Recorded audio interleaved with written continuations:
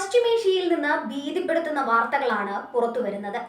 ഇസ്രയേലും അമേരിക്കയും ചേർന്ന് ഇറാനിയൻ ലക്ഷ്യങ്ങൾക്കും സഖ്യകക്ഷികൾക്കും എതിരെ നടത്തിയ ആക്രമണങ്ങൾക്ക് മറുപടിയായി ഇറാൻ തങ്ങളുടെ സൈനിക കരുത്ത് പുറത്തെടുത്തിരിക്കുന്നു.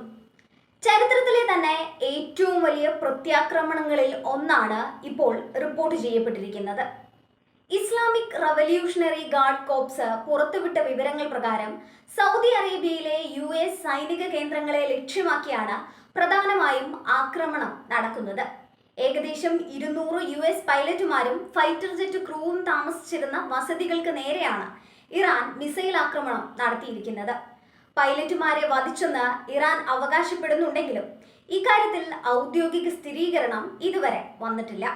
അമേരിക്കയുടെ കണ്ണും കാതും എന്ന് വിശേഷിപ്പിക്കപ്പെടുന്ന അതിനൂതന നിരീക്ഷണ സംവിധാനമായ airborne warning and control system വിമാനാക്രമണത്തിൽ തകർക്കപ്പെട്ടതായി brigadier general Seyed Majid Mousavi അവകാശപ്പെടുന്നു. റഡാറുകളുടെ കണ്ണുവെട്ടിച്ച് നടത്തിയ ഈ ആക്രമണത്തിൽ നിരവധി അമേരിക്കൻ യുദ്ധവിമാനങ്ങൾക്കും സാരമായ കേടുപാടുകൾ സംഭവിച്ചിട്ടുണ്ട്. ഈ നീക്കം പെട്ടെന്നുണ്ടായ ഒന്നല്ല, മറിച്ച് മേഖലയിൽ തുടരുന്ന സംഘർഷങ്ങളുടെ സ്വാഭാവികമായ പരിസമാപ്തിയാണ്. ഇറാനിലെ തന്ത്രപ്രധാന കേന്ദ്രങ്ങൾക്കും അവരുടെ സഖ്യകക്ഷികൾക്കും നേരെ ഇസ്രയേലും അമേരിക്കയും നടത്തിയ ആക്രമണങ്ങൾക്കുള്ള നേരിട്ടുള്ള പ്രതികരണമാണിത്. തങ്ങളുടെ മണ്ണിൽ തൊട്ടാൽ പശ്ചിമേഷ്യയിലുടനീളമുള്ള US താവളങ്ങൾ സുരക്ഷിതമായിരിക്കില്ല എന്ന ശക്തമായ മുന്നറിയിപ്പാണ് ഇറാൻ ഇതിലൂടെ നൽകുന്നത്. ഇറാന്റെ ആക്രമണം പശ്ചിമേഷ്യയിലെ അമേരിക്കൻ സൈനിക വിന്യാസത്തെ സാരമായി തന്നെ ബാധിച്ചിട്ടുണ്ട്. സ്ഥിരം താവളങ്ങൾ സുരക്ഷിതമല്ലെന്ന് കണ്ടതോടെ സൈനികർക്ക് താൽക്കാലികമായി മാറി താമസിക്കേണ്ടി വന്നതായും വാർത്തകളുണ്ട്. ഇതോടെ പല താവളങ്ങളും ഉപേക്ഷിക്കേണ്ടി വന്ന US സൈനികർ നിലവിൽ ഹോട്ടലുകളിലും വാണിജ്യ കെട്ടിടങ്ങളിലുമാണ് തമ്പടിച്ചിരിക്കുന്നത്. സൗദി അറേബ്യ പോലുള്ള സഖ്യരാജ്യങ്ങളിലെ താവളങ്ങൾക്ക് നേരെ ആക്രമണമുണ്ടായത് അമേരിക്കയെ പ്രതിരോധത്തിലാക്കിയിട്ടുണ്ട്.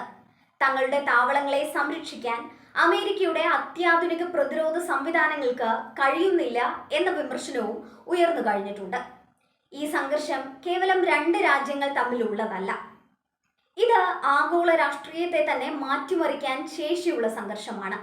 ഇറാൻ ഉപയോഗിക്കുന്ന ഡ്രോണുകളും കൃത്യതയാർന്ന മിസൈലുകളും അമേരിക്കൻ വ്യോമ പ്രതിരോധ സംവിധാനങ്ങളെ വെല്ലുവിളിക്കുന്നതാണ്. പ്രത്യേകിച്ച് ഒരു airborne warning and control system വിമാനം നഷ്ടപ്പെടുന്നത് അമേരിക്കയെ സംബന്ധിച്ചിടത്തോളം വലിയൊരു തന്ത്രപരമായ പരാജയമാണ്. ലോകത്തെ എണ്ണ വിതരണത്തിന്റെ സിരാകേന്ദ്രമാണ് പശ്ചിമേഷ്യ. ഈ പ്രദേശത്ത് യുദ്ധം പടരുന്നത് ആഗോള വിപണിയിൽ എണ്ണവില കുതിച്ചുയരാൻ കാരണമാകും. ഹോർമൂസ് കടലിടുക്കടക്കം ഇറാൻ നിയന്ത്രണത്തിലാക്കിയാൽ ലോക സമ്പദ് വ്യവസ്ഥ വലിയ പ്രതിസന്ധിയിലാകും. ഇറാന്റെ ഈ ആക്രമണം പശ്ചിമേഷ്യയിലെ സമാധാന ശ്രമങ്ങൾക്ക് വലിയ തിരിച്ചടിയാണ്. അമേരിക്കയുടെ തിരിച്ചടി എപ്രകാരമായിരിക്കും എന്നതിനെ ആശ്രയിച്ചിരിക്കും മേഖലയിലെ വരും ദിവസങ്ങൾ. ഒരു പൂർണ്ണതോതിലുള്ള പ്രാദേശിക യുദ്ധത്തിലേക്ക് കാര്യങ്ങൾ നീങ്ങുകയാണെങ്കിൽ അത് ലോകം ഇതുവരെ കാണാത്ത തരത്തിലുള്ള വലിയൊരു പ്രതിസന്ധിക്കായിരിക്കും വഴിമരുന്നിടുക.